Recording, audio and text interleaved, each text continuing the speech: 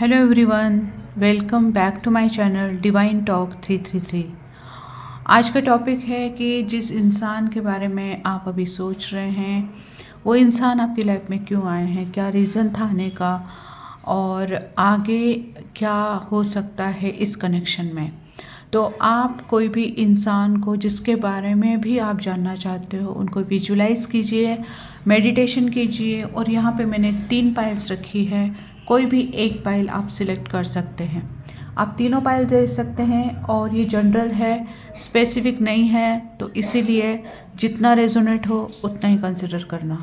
तो स्टार्ट करते हैं आपकी रीडिंग पाइल नंबर 1 के साथ। तो जिन्होंने पाइल नंबर 1 सिलेक्ट किया है, लेट्स सी आप जिनके बारे में सोच रहे हो वो आपकी लाइफ में क्यों आए, व्हाट वाज द रीज़न, क्या रीज़न था, क्या रीज़न है।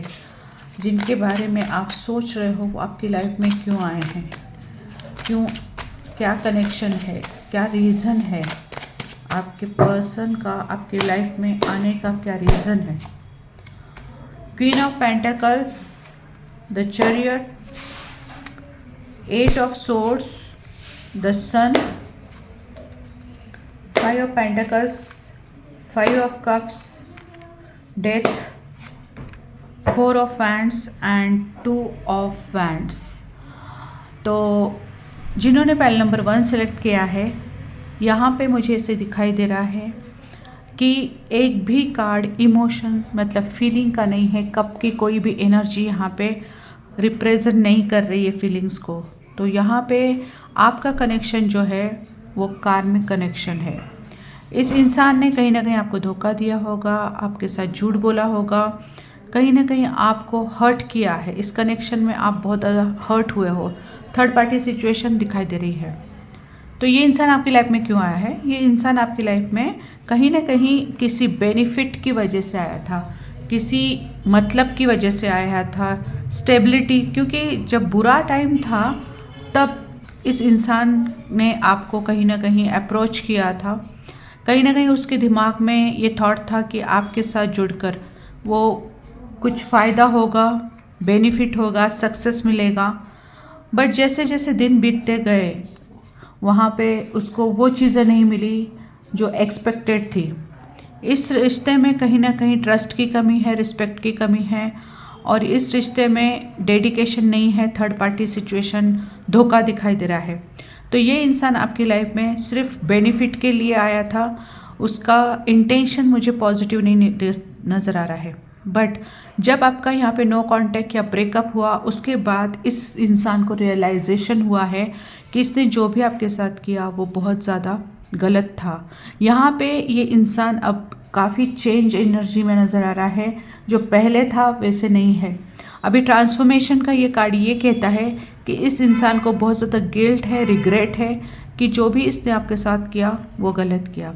इस इंसान को अभी एक बहुत ज़्यादा होप है कि आपको क्लैरिटी देकर, आपसे माफ़ी मांगकर आपके साथ इस रिश्ते में आगे बढ़ना चाहता है। लेकिन उसको इस बात का डर भी है कि आप उसको एक्सेप्ट करोगे या नहीं करोगे। बिकॉज उसको अभी ऐसा लगता है कि इतना पेनफुल सिचुएशन देने के बाद, इतना दुख देने के बाद मे भी आप उसको रिजेक्ट कर लो या आप उसको एंटरटेन ना करो। हाईली डिस्टर्ब एनर्जी मुझे यहाँ पे आपके पर्सन की नज़र आ रही है। तो ओवरऑल जिन्होंने पाइल नंबर 1 सेलेक्ट किया है उनके पर्सन कार्मिक है। अभी उनको रियलाइजेशन हुआ है, अभी वो आपकी लाइफ में एक पॉजिटिविटी लेकर आना चाहते हैं, लॉन्ग टर्म कमिटमेंट लेकर आना चाहते हैं। बट यहाँ पे आप रेडी नहीं हो ऐसा दिखाई दे रहा है। ठीक है, लेट्स सी आपके लिए एंजल क्या गाइडेंस है। Angel guidance for pile number 1। Let's see pile number 1 के लिए एंजल गाइडेंस क्या है।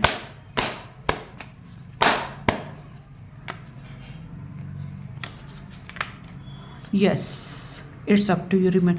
ये इंसान आपकी लाइफ में वापस आने के बाद आप अगर चाहो तो इस रिश्ते में न्यू बिगिनिंग कर सकते हो, इस रिश्ते को चांस दे सकते हो। क्योंकि इट्स अप टू यू मतलब आपका जो डिसीजन होगा वही फाइनल होगा। और एंजल आपको कह रही है भले आप इसको हाँ कहो या ना कहो, आपको पॉजिटिव रहना है। ठीक है, तो ये रही पाइल नंबर 1 की रीडिंग। लेट्स सी जिन्होंने पाइल नंबर 2 सिलेक्ट किया है उनके पर्सन क्यों आए उनके लाइफ में, क्या रीज़न था क्या रीज़न बना, लेट्स सी। जिन्होंने पाइल नंबर सेकंड सिलेक्ट किया है, उनके पर्सन क्यों आए उनकी लाइफ में, क्या रीज़न था, क्या वजह थी, लेट्स सी। आपके पर्सन आपकी लाइफ में क्यों आए,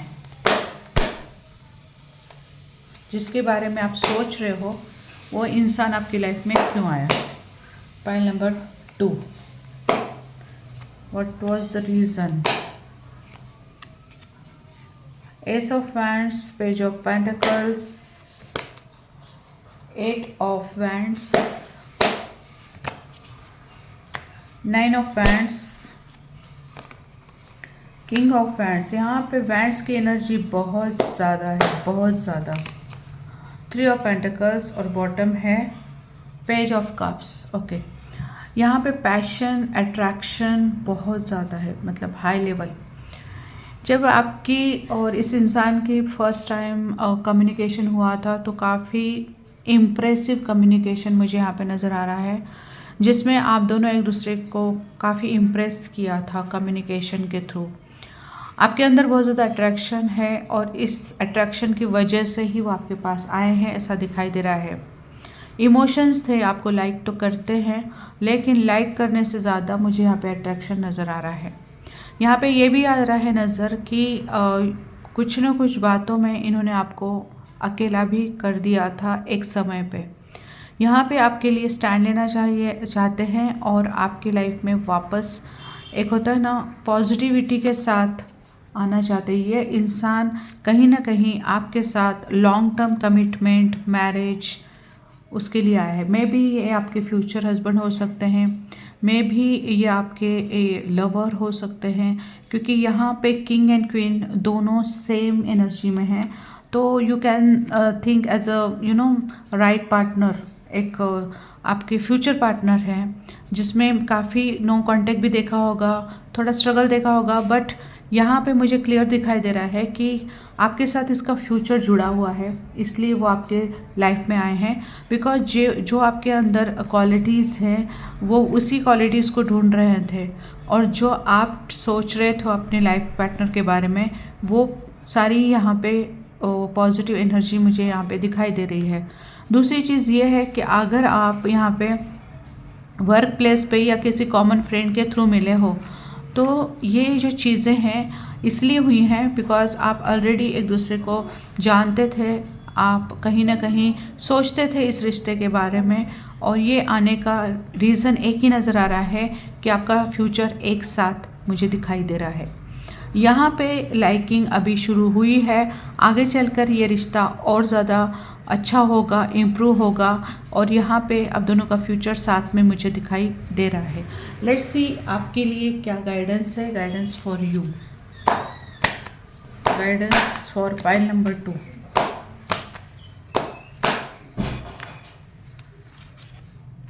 opportunity, forgiveness a year from now.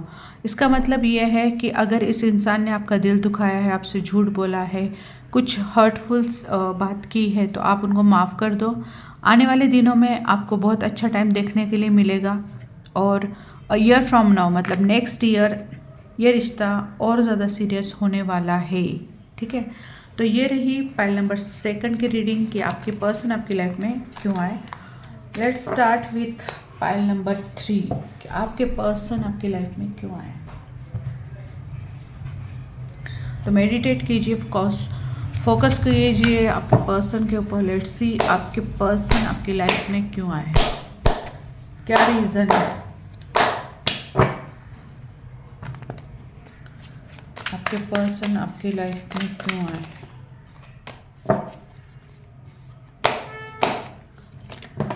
बहुत हैवी एनर्जी, बहुत ज़्यादा।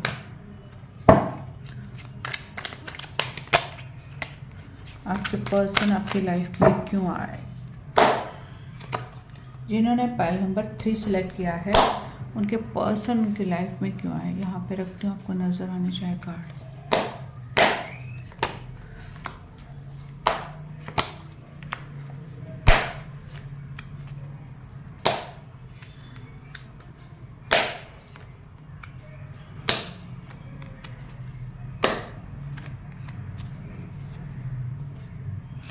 देखो, knight of wands, world, judgement, page of cups, wheel of fortune, death, king of swords, two of pentacles and seven of source.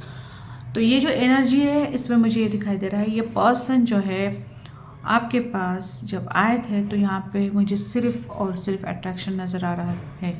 Starting में जब आपके साथ communication हुआ था, it was based on attraction, बिल्कुल सीरियस नहीं थे, बिकॉज उनके लाइफ में ऑलरेडी बहुत सारे लोग थे, तो आप उनमें से एक थे, ऐसा दिख रहा है।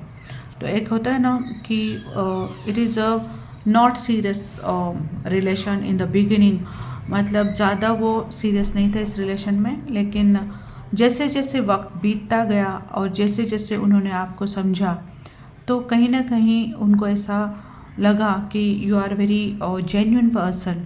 आपके लिए फिर फीलिंग्स उनके दिल में डेवलप हुई, बट इनिशियली उनके दिल में कोई फीलिंग्स नहीं थी, वो बहुत ज़्यादा अट्रैक्शन में आ गए थे।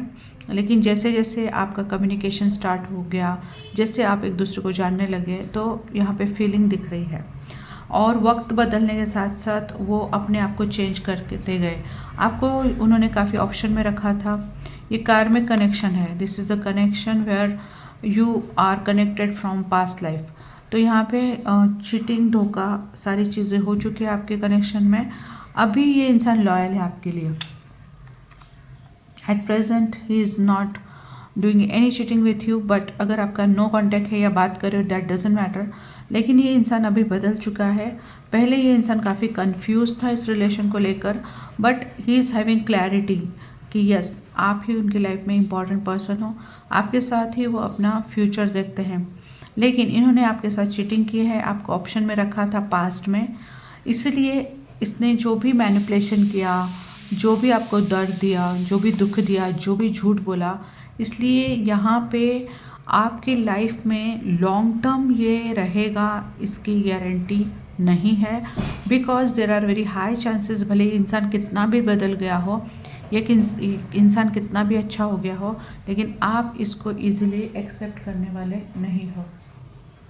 ठीक है, तो यहाँ पे मुझे इस पर्सन के साथ आपका फ्यूचर नज़र नहीं आ रहा है, बिकॉज यहाँ पे ट्रस्ट इश्यूज़ हैं एंड इसलिए it is very difficult for him to say anything. और यहाँ पे ये भी डिफ़िकल्ट है आपके लिए कि आप उनको वापस एक चांस दो। तो यहाँ पे टेम्पररी रिलेशन था, कार्मिक था थोड़ा, ये इंसान चेंज हो चुका है, अच्छा हो चुका है, बट यहाँ पे मुझे फ्यूचर नज़र नहीं आ रहा है। लेट्स सी आपके लिए एंजल गाइडेंस क्या है।